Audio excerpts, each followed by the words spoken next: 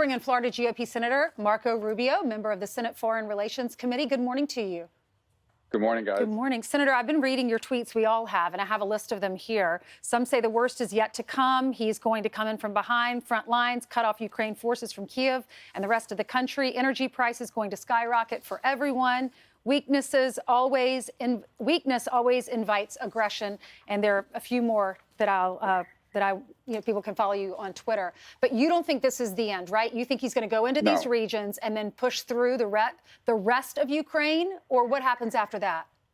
Yeah, so I read the English translation of his speech. It was long, so I took excerpts of it, right? I'm not going to read that whole thing, but because he went through these long, ridiculous history lessons. But at the end of the day, what he was arguing is that there are areas that these two groups, these pro-Russian puppet groups, claim that Kiev currently possesses. It's not just the areas that they're controlling, it's areas that the Ukraine controls or Kiev controls, the Ukrainian government. And they claim those, and they're going to move on those. And when they move on those, Putin's going to, if Kiev doesn't give it up, Putin's going to say, well, this violates our mutual defense agreement. And they're going to go to war against Kiev in a broader assault. That's his plan. That's what he's setting up. And that's what he's going to do. He's not going to stop with these two little small areas near his border. And you don't need 200,000 troops with all that armor and air power and sea power to simply occupy two areas where you've already had a strong separatist presence for a long time. Well, Senator, Joe Biden claimed that if he was in the White House, he would be the one tough on Vladimir Putin. And one of his tweets from 2 years ago, almost to the day, when he was running as a candidate, here's what he said. I want to get your reaction. He said, Vladimir Putin doesn't want me to be president. He doesn't want me to be our nominee. If you're wondering why, it's because I'm the only person in the field who's ever gone toe-to-toe with him. Does Vladimir Putin think Joe Biden or Kamala Harris, who was dispatched there, are going toe-to-toe with him? Or does he see an open field? No, he sees conventional politicians. He understands the conventional American politics. He's been an observer of it for a long time. Vladimir Putin basically believes that it doesn't matter who the president is. The American bureaucracy is what controls the government. Now, he may have had a different opinion when Donald Trump was in office because he was not a conventional politician. But I think he knows how to deal with someone like Joe Biden because he's been dealing with presidents like that operate within the confines of orthodoxy for a long time. And he knows exactly how they're going to react. People forget our presidents come and go. Putin's been there now pretty consistently for over 20 years. So, no, I don't think he's thinking about or worrying about Joe Biden and the next moves he makes. Well, I tell you what, there's a story right now, Senator, in the Washington Post that says the White House is wrestling over whether Russia has invaded Ukraine yet, because it's not a full invasion. It's just to those minor two incursion. regions. Well, right. Because he's not gone all in yet, and so they're waiting for more sanctions today. And it's short of the big sanctions, but ultimately it was Germany about 90 minutes ago that pulled the plug on the Nord Stream 2. That's what we should have done before. But that's my point right there. Putin knows how to deal with these conventional political types. He's been doing it for a long time. He knew that's exactly how they would react. Because if you read what the White House was telling reporters last night, what they were saying is, oh, well, Russians are only moving into areas that they've already been in. In essence, they're just doing openly what they've been doing secretly for 2.5 years. So that's not as big a deal. I mean, this is silly, but he knows it and he's playing them. And by the time he does move on the rest of it, it'll be too late. And let me tell you something else he knows. He knows that if he does his big move, as I believe he will, this is going to increase oil prices maybe $110, $115 a barrel for some period of time. What? And what? Well, and the reason why, it's going to be massive disruption to the global economy. Eventually, OPEC will react, I imagine, and try to make up for it, but not immediately. And again, part of his calculus, no doubt about it, is that the U.S. has pulled back from oil and natural gas exploration. It's made it harder under the Biden administration. We went from being a net exporter for the first time ever, I believe, in 2018, to once again kind of falling back in our production because of, we want to be more renewables, wind and solar and the like. That's one of the things he's calculated. Biden energy policy is one of the things that's encouraged Putin that now is the time to do it because it increases oil prices, which helps him. But he also knows how vulnerable that makes Europe and other countries. And he believes they won't be able to sustain these sanctions against Russia for long because of that. And Americans might wonder, well, why should we care? It's happening so far away. We're not going to send our troops in. But when you look at gas prices, they're already going up. They're at the highest down in Florida that they've been since the beginning of 2022. Average $3.51. Palm Beach, it's $3.63. This is going to affect Americans. Absolutely. And I think that's it. But by the way, when gas prices go up and fuel prices go up, it increases, it adds to prices all across the board, because everything we buy, everything we sell has to be transported by something that's burning gas or diesel. The second thing is, and there's other things people haven't thought about, Ukraine is one of the world's largest producers of neon gas, which is critical to the semiconductor industry. 90% of the neon gas used by our semiconductor manufacturers in the United States depends on neon gas from Ukraine. If that's disrupted, it's going to really hurt that industry here in the United States. They're also a huge producer of agriculture. I think number 4 in wheat, number 5 in corn in the world. That's going to raise global food prices, which ultimately will impact us as well. Anytime countries are cut off from a current source, they become your competitors in the global market for those goods, which increases prices on everybody. So we already have out of control prices. This is going to add to that in the short to midterm. Senator, you used a phrase before we get to some domestic news as well, the confines of orthodoxy. Vladimir Putin understands the confines of the orthodoxy through which Joe Biden looks at the world. What would be the unorthodox thing the United States of America should do right now if we wanted to prevent war breaking out? Well, I think now we're stuck with sort of less options, but certainly early on, some of those options would have been, if somebody else had been there earlier, they would have said, okay, what is Russia's leverage over Europe? It's energy. Okay, let's ramp up energy production right now. What's their leverage over Ukraine? Well, it's their ability to move quickly and take property. Okay, let's speed up the amount of defensive weaponry we provide them. Let's help them start setting up in a more rapid scale. And I mean, months ago, this may have snuck up on the news, right? But intelligence has been warning about this for over 9 months. So we should have been preparing for this and preparing for their insurgency months ago. I think now one of the things we need to do is basically have a plan in place to recognize the legitimate Ukrainian government, whether they're in Kiev, Lviv, or across the border in Poland, wherever they are in the world. We need a legitimate Ukrainian government that we can provide assistance and help to, so that they can, one thing is to invade, another thing is to occupy and hold. And we need to make this as long, as painful, and as costly for Vladimir Putin as anything possible. Another, a Vietnam for him, another Afghanistan.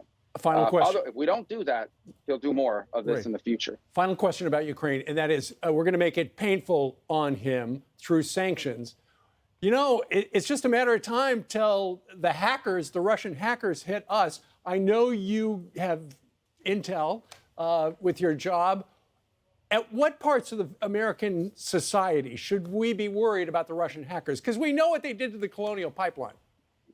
Yeah, look, I think unfortunately in the world of cyber, it's not just that they have accesses. It's very difficult to defend against us. We can do anything to them that they can do to us. I just think they're willing to do things that we're not willing to do. But I would add one more thing. Cyber is a very imprecise weapon. You may think you're knocking out a pipeline, but it may turn out to be something that's much broader and much more catastrophic.